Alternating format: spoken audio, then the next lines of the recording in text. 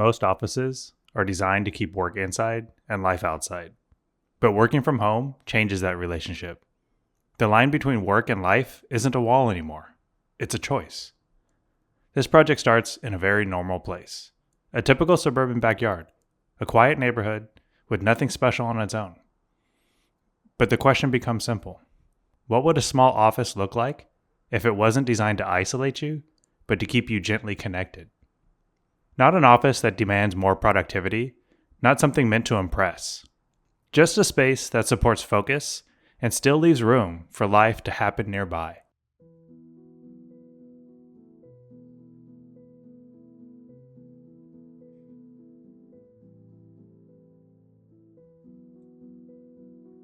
I started this one with the floor plan.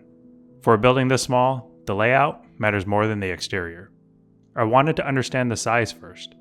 How much space different moments actually need. And the furniture becomes important, much earlier than usual. The plan naturally forms an L. Not for effect, but to create separation without closing things off, and to give you a sense of security. One side becomes a primary work zone. The other supports quieter moments, and gives the room a bit of breathing space. The desk shows up early in the sketch. It runs along the window with a built-in standing section. Facing outward felt important. Toward the yard, toward movement, towards light, instead of just a wall or a screen. Along the other leg of the plan, a full library wall, a place for books, references, and the things that tend to accumulate over time.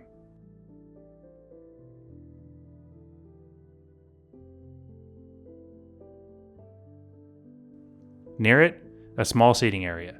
Not a lounge, just somewhere to step away from the desk without having to leave the room.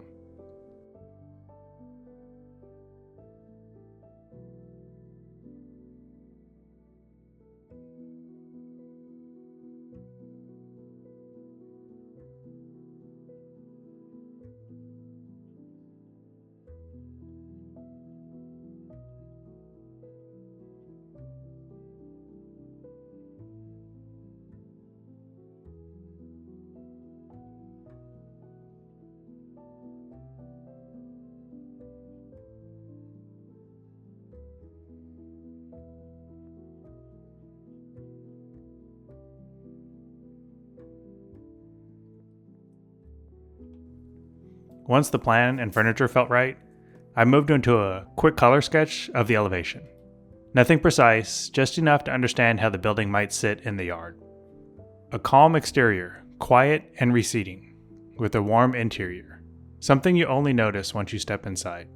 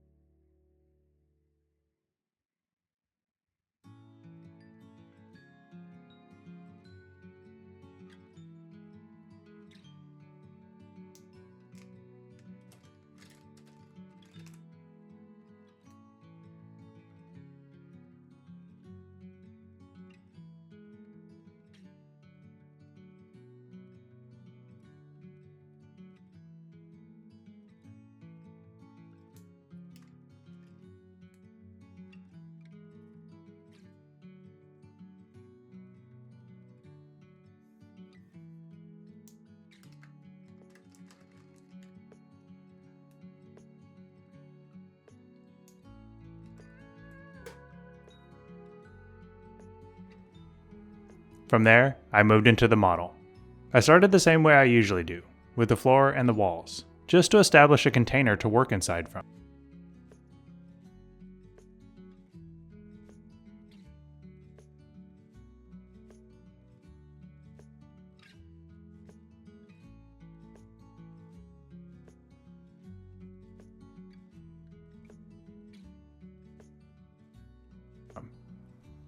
At this stage, I'm mostly checking proportions.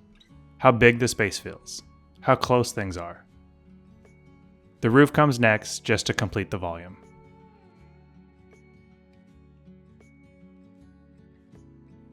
Then doors and windows. I like adding openings early, because once they're in place, the space starts behaving more realistically.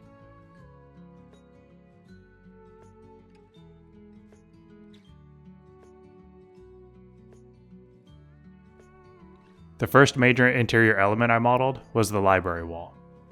This was always going to be a key part of the room, so I didn't want it to be generic. It's custom built, specifically for this space, and sized for real books and objects.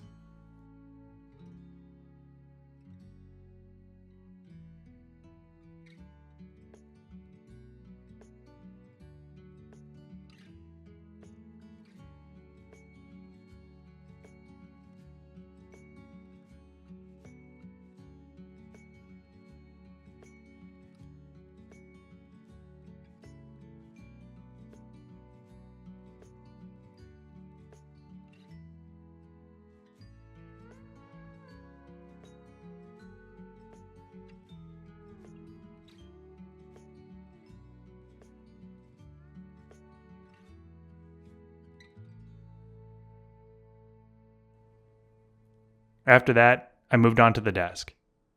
This is really the heart of the building. The desk wraps in an L, one side for seated, deep focused work, and the other split between sitting and standing. Two different ways to work in the same room without needing more space. The standing side sits opposite what would become the backdrop wall, which felt right for meetings and for changing posture throughout the day.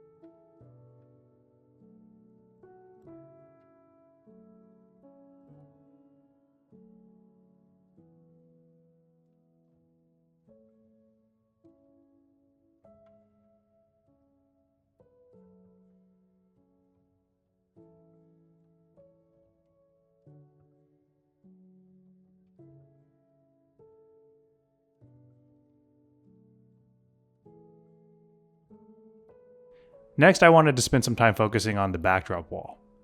It's a wood slat wall with adjustable French cleats shelving, which makes it flexible enough to change over time.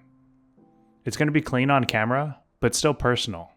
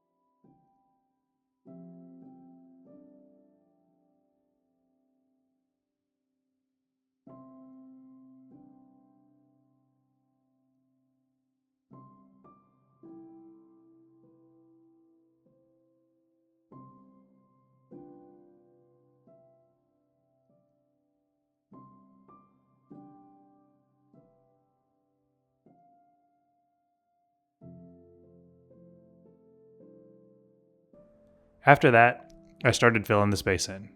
adding computers, books, papers, small objects, just enough to imagine the room being used, instead of sitting empty.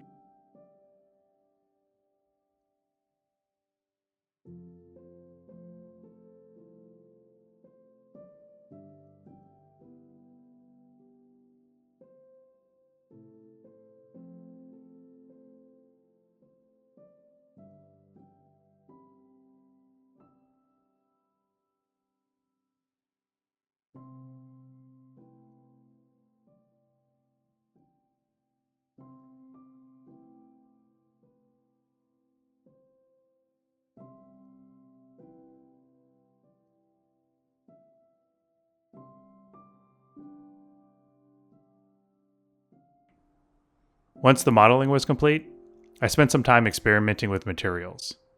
My original instinct when I did the sketch was stucco, but I still wanted to test other options. I looked at brick, all different kinds of brick, a dark, deep brick, a weathered brick. And then I thought, that doesn't really feel right. Maybe go to some wood sidings. I looked at vertical and horizontal patterns, and these all worked well enough. But when I came back to the stucco, it still felt right. It felt like my instincts were telling me in the sketch that this was the right decision.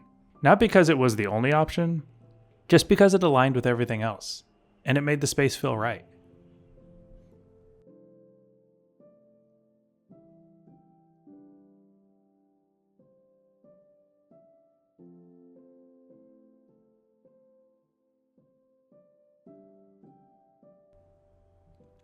Walking through the space now, what stands out isn't any single feature. It's how calm everything feels. The desk looks out into the backyard, which was intentional. Working from home doesn't mean working in isolation. Sometimes it just means working alongside life. Being able to see the yard, to notice movement, light changing, maybe your family passing by, that keeps the day from feeling disconnected. The library wall becomes a place where ideas collect. Not everything here needs to be useful right away. Some things are just meant to stay nearby. There's a small place to step away from the desk without leaving the room. And at the entry, a covered deck creates a moment of pause, a soft threshold between work and home. This office, it's not designed to impress. It's just designed to be used. Day after day, quietly, alongside family life. It's just a small building in the backyard, but sometimes that's all you need to make space for work that matters. Thanks for coming along with me on this. And as always, stay curious and design with intent.